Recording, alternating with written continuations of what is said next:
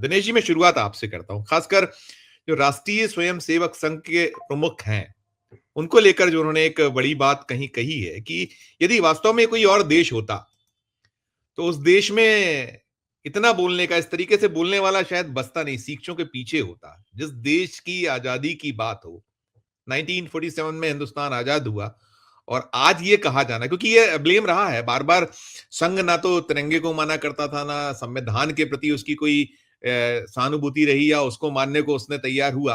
और आज इतने बरस बाद जब आप सत्ता में हो और फिर इस तरीके से पेश आना, तो राहुल गांधी ने जो कहा है मोहन भागवत जी को लेकर, पहली टिप्पणी आपकी दिनेश जी, फिर हम बाकी चीजों पे आगे बात करेंगे। पहली टिप्पणी इसी पे मैं सभी की चाहूंगा, पहले शुरुआत आपसे दिनेश जी। अनम्यूट कीजिएगा, अनम्यूट कर लीजिए, अनम्यूट। पहले तो मेरा आपको सबको नमस्कार। आपने आज ये एक बहुत महत्वपूर्ण मुद्दा सामने लाया है, इसको मैं आज के साथ क्यों जोड़ रहा हूं।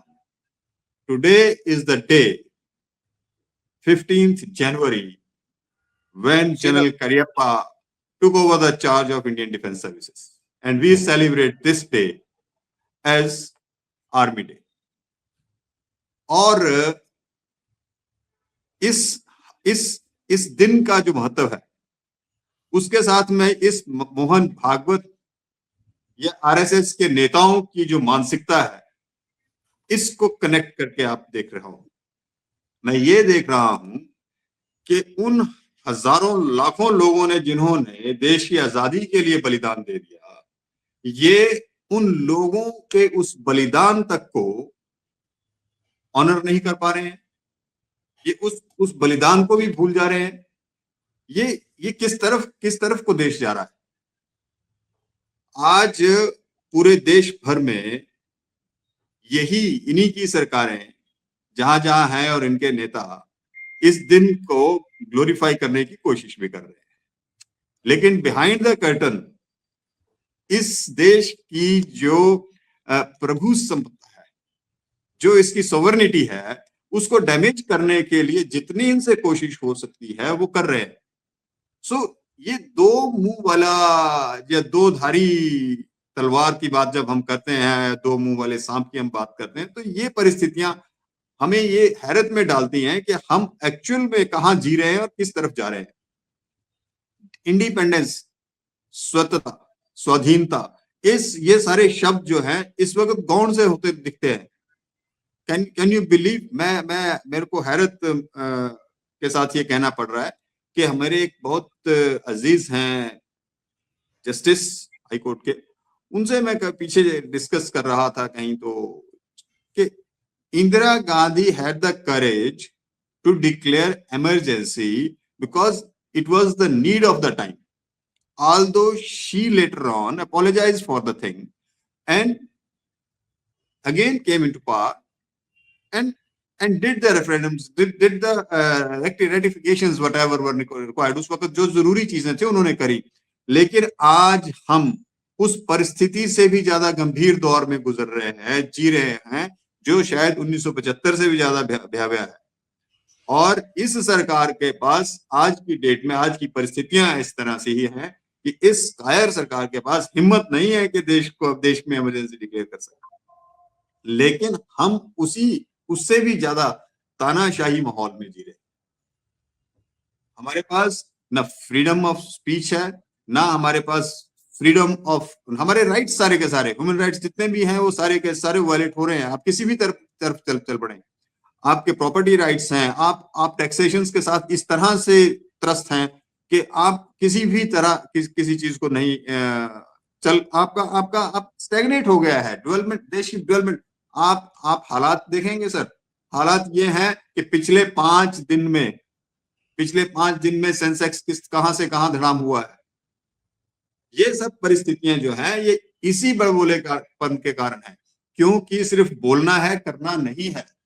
हकीकत में जो चीजें की जानी चाहिए उनसे आपका ध्यान भटकाने के लिए मोहन भागवत जी का ये जो स्टेटमेंट आप सुन रहे हैं, इसको हम बार बार इसको रिपीट करके लोग इसको सुन रहे हैं। वो क्यों सुन रहे हैं? ये इसलिए सुनाया जा रहा है। और इनका जो वो व्हाट्सएप यूनिवर्सिटी और इनका जो मीडिया सेल इसको इतना फ्लेयर अप क्यों कर रहा है? ताकि आपका ध्यान हकीकत से हटे। और ये देश आज, मैं यहाँ से उन लोगों को भी इस सूचना देना चाह रहा हूँ और दावे के साथ कह सकता हूँ कि देश तभी आजाद हुआ था जब देश ने कुर्बानी दी थी, वीरों ने कुर्बानी दी थी। और भगत सिंह जैसे लोग, जिन्होंने, सुखदेव, राजगुरु भगत सिंह, उनको हम याद करते हैं, जिन्होंने, जिसको फांसी के फंदे को चूम के अपने गले में डाला था, ये लोग उस शहादत को भी यहाँ पर इस वक्त अंडरमाइन करने की कोशिश कर रहे हैं।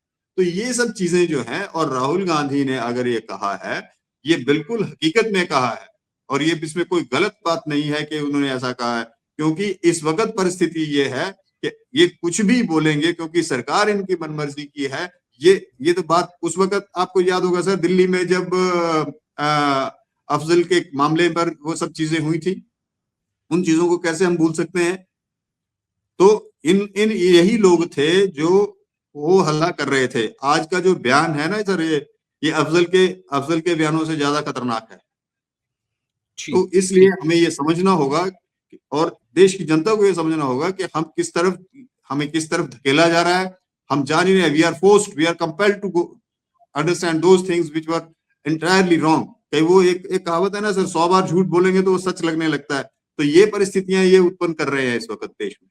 तो इन परिस्थितियों से हमें बचना पड़ेगा, इनसे बचकर ही हमें आगे निकल पाएंगे। सर, सबसे इंपॉर्टेंट चीज क्या है?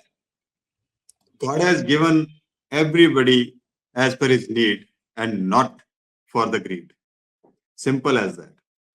तो जब ग्रीड जो है वो आपको रूल कर रही है, तो फिर हालत खराब होते हैं। इसी तरह के होते हैं। ओवर एम्बिशियस आदमी हमेशा गलत रास्ता अपनाता है, और हमारे इलेक्शन कमिश्नर उससे अलग नहीं। मसला बड़ा सीधा सा है। हमें हैरत तो इस बात की भी होती है कि हमारे सीजीआई चंद्रचूड़ जी के ऊपर भी प्रश्न चिन्ह लगने लगे। उनके जाने के बाद जिस तरह से खुलासे हुए हैं, और इनके जाने के बाद क्या खुलासे होंगे, अब ये तेवर भी दिखाने लगे। आपने देखा होगा कि इलेक्शन कमिश्नर ऑफ इंडिया किस तरह से अब ये 1-1.5 महीने की जो गेम है उनकी, इसमें वो किस चीज में जुटे हुए हैं, किस जुगाड़ में जुटे हुए हैं। जो जुगाड़, जो शब्द है वो सही है उनके लिए। जुगाड़ यही है कि यहां से, इस पद से हटने के बाद, अरे भैया रिटायर हो रहे हो, एक अच्छी खासी लंबी चौड़ी इलेक्शन कमीशन ऑफ इंडिया बनने के बाद भी अगर आपकी ख्वाहिशें पूरी नहीं हो रही हैं, तो फिर तो ईश्वर ही मालिक है।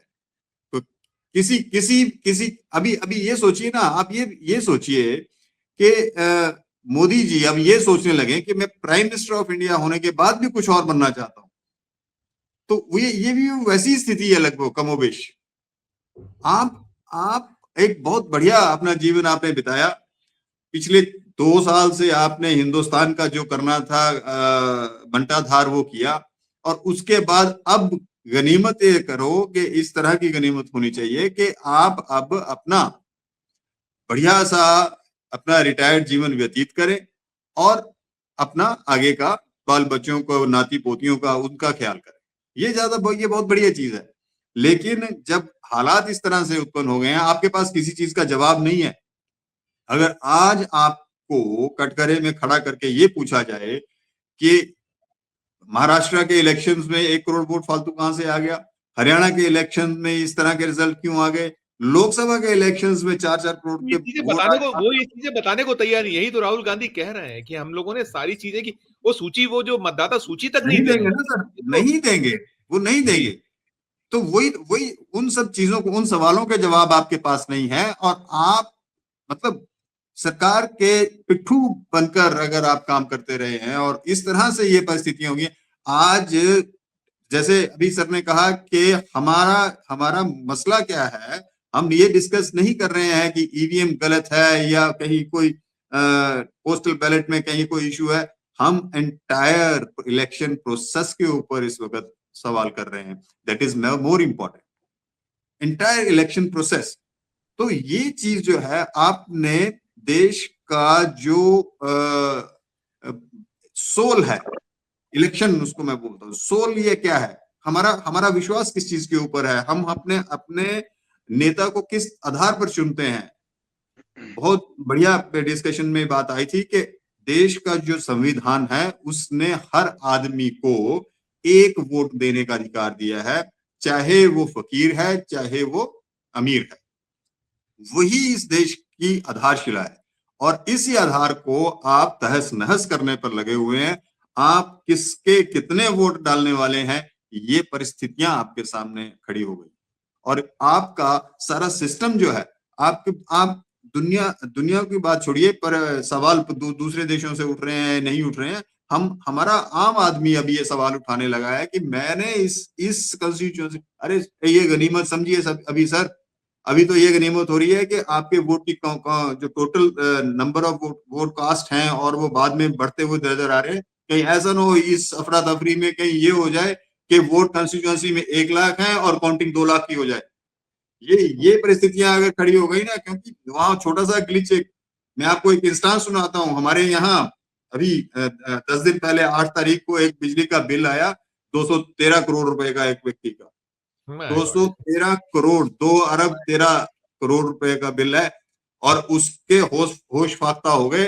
वो सिर्फ एक छोटा सा उसमें जो उनका कैलकुलेटिंग सॉफ्टवेयर था उसमें एक छोटा सा ग्लिच आया और वो बिल उसको बिना देखे धड़ाले से वापस उसको दे दिया गया और वो उस बिल को लेकर इलेक्ट्रिसिटी बोर्ड के ऑफिस पहुंच गया। बाद में वो बिल रेक्टिफाई हुआ तो वो बिल सिर्फ 4,600 रुपए का था। तो ये चीजें अलग चीज हो जाती है। तो इस अफरा तफरी में अभी इस तरह का कोई हंगामा ना हो जाए कि हम कुछ और कर रहे हो और ये स्थिति हो जाए। तो इलेक्शन कमीशन को और गवर्नमेंट ऑफ इंडिया को इस चीज के ऊपर ध्यान देना चाहिए कि हम जिस चीज के सहारे देश में जी रहे हैं, हम जिस लोकतंत्र की बात करते हैं, हम दुनिया का सबसे बड़ा लोकतंत्र होने का दम भरते हैं, उसकी सोवर्निटी, उस पर विश्वास और इस देश के लोगों का विश्वास जो है बना रहे, इसकी जरूरत। ठीक बात। तो कम से कम विश्वास जो बिल्कुल पूरी तरीके से, आप जो भी रविंद्र भाई ने भी कहा कि हमारा फेथ खत्म हो चुका है।